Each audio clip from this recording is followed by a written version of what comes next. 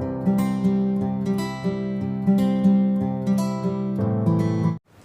Students, welcome back. तो आज हमें आगे पढ़ना है क्लास 12 फिजिक्स में। हमने जो लास्ट एंड किया था वो एंड किया था एप्लीकेशंस ऑफ गॉस थ्योरम में, जिसमें हमने कंडक्टिंग स्फीयर देखा था, नॉन कंडक्टिंग स्फीयर देखा था और उसकी ग्राफिकल रिप्रेजेंटेशन भी देखी थी। आज हमारा टॉपिक है एप्लीकेशन ऑफ गॉस थ्योरम में अभी हमें करना है उसके एक तो पॉइंट फर्स्ट पे है। इसमें से क्या है, थिन इनफाइनाइट शीट। अगर थिन इनफाइनाइट शीट है, कंडक्टिंग थिन इनफाइनाइट शीट है, तो उस पर क्या इलेक्ट्रिक फील्ड निकलेगी ये आप निकालेंगे with the help of Gauss theorem. ठीक है, तो थिन इनफाइनाइट शीट ये है, और यहां मैं शॉर्टकट मान लेता हूं। ठीक है, electric field thin infinite sheet. तो हम क्या मानेंगे, सपोज हमारे पास एक थिन इनफाइनाइट शीट है, ठीक, जिसके ऊपर सपोज आपका चार्ज हो जाएगा, positive positive positive positive positive. इतना मन पड़े उतना बना लो, मर्जी है अपना ही। ठीक है, तो आप क्या करेंगे, हम ये थिन इनफाइनाइट शीट बनाते हैं, मानते हैं इसकी इलेक्ट्रिक फील्ड है, इस तरफ भी आउटवर्ड होगी और इस तरफ इनवर्ड होगी, इनवर्ड काइंड ऑफ शीट। अगर ये जो आपको ब्लैक बोर्ड दिख रहा है ये थिन इनफाइनाइट शीट है, तो ऐसे भी होगी, आउटवर्ड भी होगी और इनवर्ड भी, इनवर्ड काइंड ऑफ की उस तरफ के लेयर के लिए इनवर्ड होगी। जैसे कि एग्जांपल के लिए हम ये बुक ले लेते हैं, और अगर ये थिन इनफाइनाइट शीट होती तो इस तरफ इस सरफेस के लिए इधर आउटवर्ड और ये बैक साइड सरफेस के लिए इस तरफ आउटवर्ड होगी। ठीक है, अब क्या है कि अब हमें इलेक्ट्रिक फील्ड निकालना है। थिन इनफाइनाइट शीट मान लो, यूनिफॉर्म थिकनेस मान लो हमने इसकी, थिन मान लो पतली है, तो अब हम क्या बोलते हैं, चार्ज यूनिफॉर्मली डिस्ट्रीब्यूटेड है। उसके बाद हम क्या बोलेंगे कि भाई इसकी इलेक्ट्रिक फील्ड एक तो नॉर्मल वाले परपेंडिकुलर निकलेगी। हम इसमें क्या मानते हैं, let us imagine a circular cylinder. ठीक है, अ सर्कुलर सिलेंडर, ठीक, जिसका डिस्टेंस कितना है, r इस तरफ से ही है, r इस तरफ से, 2r है। अगर ये शीट के बिल्कुल बीचों बीच, ये शीट का बिल्कुल बीचों बीच वाला पोर्शन ये है, इस तरफ भी आउटवर्ड है, इस तरफ भी आउटवर्ड है, ये निकला हुआ बीचों बीच है। जैसे कि अगर ये होता और ये डस्टर है तो ये ऐसे है, इसके अंदर है, इधर आधा और आधा इधर। ठीक है, आपने एक सिलेंडर इमेजिन कर लिया और इसका सरफेस क्या मान लेंगे, ds। क्या है surface, ds, and area vector इधर परपेंडिकुलर, इस तरफ ऐसे, इस तरफ ऐसे और इधर तो परपेंडिकुलर है। ठीक है, electric field outward, electric field outward. तो आपको पता है यहाँ पर सर्कुलर रीजन की वजह से, जो ये आपका सर्कुलर रीजन है, ये वाला part that is curve surface की वजह से आपको कोई भी फ्लक्स नहीं मिलने वाला। क्यों, इलेक्ट्रिक फील्ड इस तरफ है या फिर इस तरफ है और ये परपेंडिकुलर बनाएगा, तो आपको कर्व पोर्शन जो है वो कोई भी फ्लक्स नहीं देगा, there is no electric flux. ठीक है, अब जरा इसकी डायरेक्शन है, इजी है। क्या है, आपको दो सरफेस की वजह से इलेक्ट्रिक फील्ड मिलेगी, एक ये प्लस में एक ये, तो net flux is equal to 2e dot में ds। दोनों के बीच में एंगल कितना है, 0, तो क्या वैल्यू बची, 2e ds। हो गया। अब चार्ज और इसके ऊपर कितना मान के चलते हैं, q। क्या मान के चलते हैं, q। तो according to Gauss theorem this is equal to q by epsilon naught. हो गया। अब यहां पर क्या है, ये तो वैल्यू आ गई 2e ds, क्या आ गई, q बाय 2 एप्सिलॉन नॉट। अब क्या है, ये सरफेस का केस है। मैंने आपको बोला था जब भी आप गॉस थ्योरम लगाओगे तो आपको चार्ज डेंसिटी वाला केस जरूर करना पड़ेगा। तो सरफेस का केस है, तो as we know surface charge density is equal to charge per unit area, है ना, चार्ज बाय एरिया। एरिया हमने कितना लिया, ds, तो Q की वैल्यू कितनी आ जाएगी, सिग्मा मल्टीप्लाई बाय ds। तो आप क्या लिख सकते हो यहाँ पर,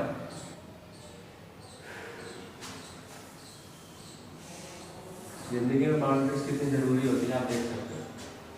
E की वैल्यू क्या आ जाएगी, E ds, Q की वैल्यू सिग्मा इंटू में ds divided by 2 epsilon not, ds से ds कैंसिल, तो इलेक्ट्रिक फील्ड की आ गई सिग्मा बाय 2 एप्सिलॉन नॉट। ये इलेक्ट्रिक फील्ड आ गई आपकी कि E इज इक्वल टू क्या आएगा आपके लिए, sigma bye 2 epsilon not. Thin infinite sheet के लिए ये वैल्यू आ गई। अब फिर भाई ये देखो, अगर चार्ज पॉजिटिव है तो सिग्मा भी पॉजिटिव आएगा, yes.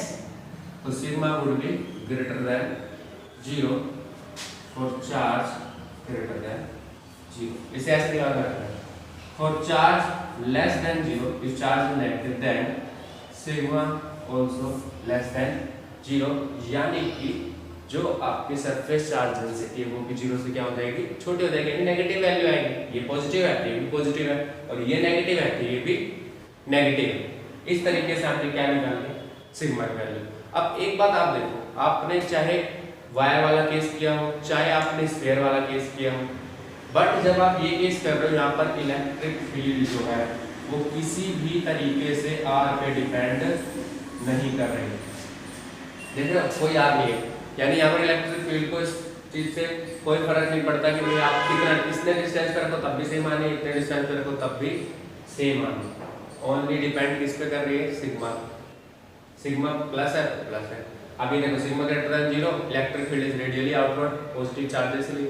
Sigma less than 0 electric field is radially inward, क्योंकि सिग्मा नेगेटिव कब आता है, जब चार्ज नेगेटिव है तो इनवर्ड आ गई। सिंपल सा लॉजिक।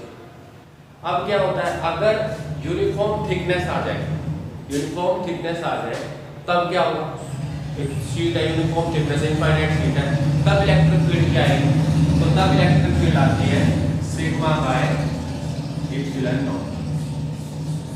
क्या होता है, दोनों जुड़ जाते हैं, E1 प्लस E2। कैसे जुड़ती है, क्यों जुड़ती है सर, ये क्यों होता है, तो इसके लिए हमें पहले एक छोटा सा कंसेप्ट और है वो समझना पड़ेगा, तब हम समझेंगे, ठीक है। चलिए देखते हैं, अच्छा कंसेप्ट है ये इजी कंसेप्ट है। देखो गॉस थ्योरम जो है ऐसा कोई टफ पॉइंट नहीं है, पता नहीं दुनिया इसका हवा क्यों बना लेती है, क्या गॉस थ्योरम मोस्ट इंपॉर्टेंट है। इंपॉर्टेंट सारी चीज है, अगर आप ये सोचो कि ज़्यादा इंपॉर्टेंट है कम इंपॉर्टेंट है तो फिर तो एक अगर एकेडमिक के नजरिए से देख रहे हो तो ठीक है, बट कंपटीशन के नजरिए से आपको हर बेसिक नॉलेज होनी चाहिए, ठीक है। हम इसको मान लेते हैं सरफेस चार्ज डेंसिटी सिग्मा 1 और इसकी density sigma plus plus plus plus. Sir आप चलते तो प्लस ही लेते हैं, कोई बात नहीं, माइनस भी लेके देखते हैं, ठीक है। Suppose this is your plate 1 and this is your plate 2 and now as we know electric 2, अगर इसका मॉडल दो यूनिफॉर्म थिन इनफाइनाइट शीट है तब कैसे होगा।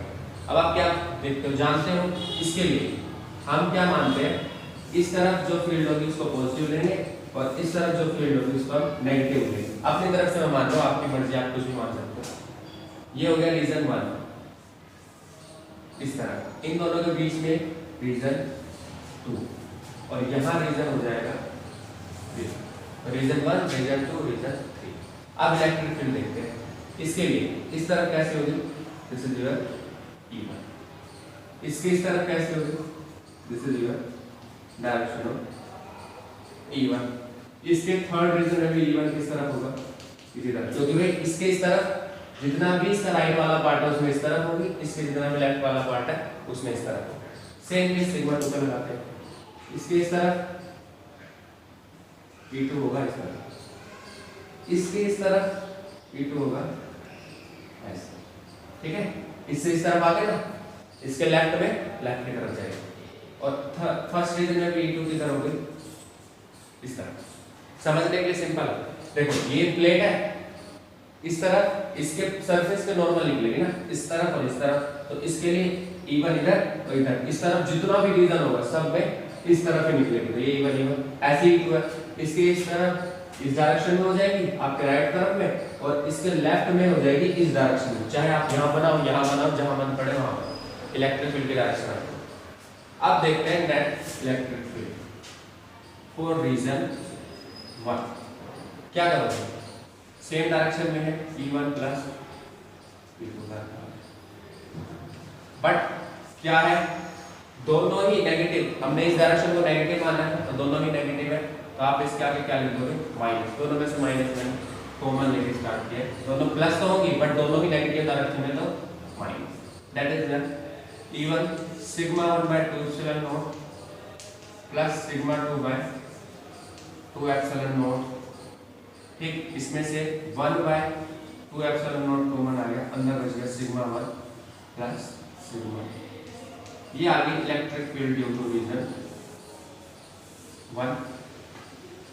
सिमिलरली हम किसके लिए निकाल सकते हैं electric field due to region 2, कैसे? अब देखो E1 प्लस की तरफ है, E2 माइनस की तरफ है, तो E1 माइनस E2 वैल्यू आ गई ना, क्या होगा E1 की वैल्यू क्या है सिग्मा 1/2 एप्सिलॉन नॉट, और E2 की वैल्यू क्या है सिग्मा 2/2 एप्सिलॉन नॉट, दोनों में से 1/2 epsilon naught common, and this is sigma 1 minus sigma. ये इलेक्ट्रिक फील्ड किसकी वजह से आ गई due to region 2, in between the plates, ये इलेक्ट्रिक फील्ड आपके निकल के आ गई सिग्मा 1 माइनस सिग्मा 2। ठीक है, ये हो गई E1 E2 and E3, sorry E1 and E2। ना E3 कैसे निकलेगी, देखो E3 बिल्कुल सेम, बस क्या फर्क है, आप इधर देखो इस पॉइंट पर आउटवर्ड है पैरवर्ड, तो क्या निकलेगी इसके लिए सिंपल वैल्यू आएगी 1/2 एप्सिलॉन नॉट, और दोनों ही प्लस में सिग्मा 1 प्लस सिग्मा। लिखोगे क्या E1 प्लस E2 दोनों पॉजिटिव डायरेक्शन है, फर्स्ट वाले की तरह ही हो, बस फर्स्ट में नेगेटिव में था, ये वाला पॉजिटिव में, तो दोनों को ऐड कर दो, काम हो गया, ये वैल्यू आ गई सिग्मा 1 प्लस सिग्मा। ये इन दोनों में से कितना ही फर्क है, ये नेगेटिव है क्योंकि इस डायरेक्शन में ऐड हो रहा है, अपोजिट डायरेक्शन में, वो पॉजिटिव है क्योंकि ये उस तरफ ऐड हो रहा है। इस तरीके से हमने क्या देखा इलेक्ट्रिक फील्ड इंटेंसिटी। ठीक है, ये वैल्यू आ गई किसके लिए आ गई आपके इलेक्ट्रिक फील्ड के लिए आ गई, ठीक, between two thin infinite sheet. ठीक है, टू थिन इनफाइनाइट शीट है, तो उसमें इलेक्ट्रिक फील्ड किस तरीके से हम निकाल सकते हैं। रीजन 1, रीजन 2, रीजन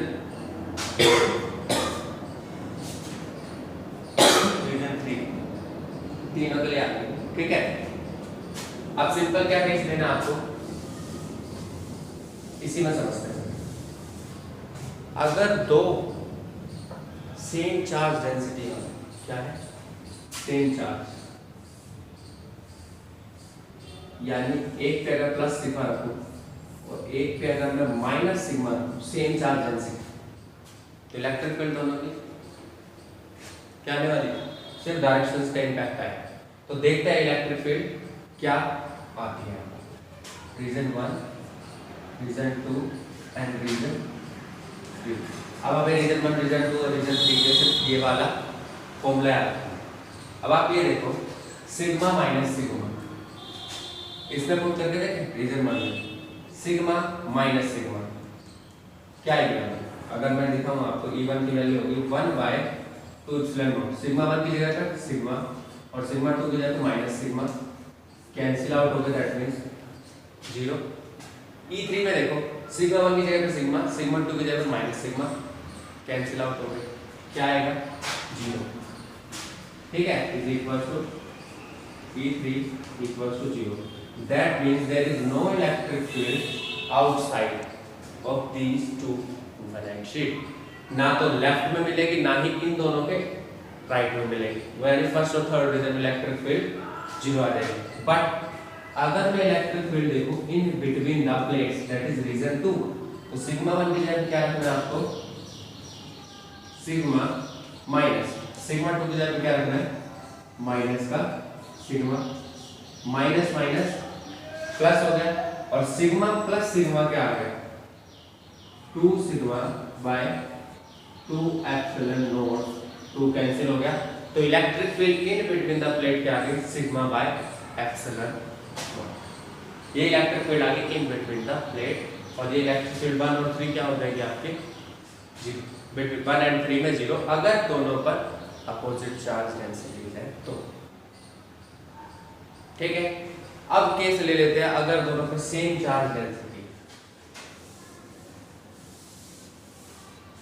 ठीक है, तो क्या आएगी इलेक्ट्रिक फील्ड, अब हमें ये पढ़ना है। अब छोटा सा पॉइंट है, अगर इन दोनों पर सेम चार्ज डेंसिटी हो जाए, that is plus sigma plus sigma, तब क्या आएगी इलेक्ट्रिक फील्ड।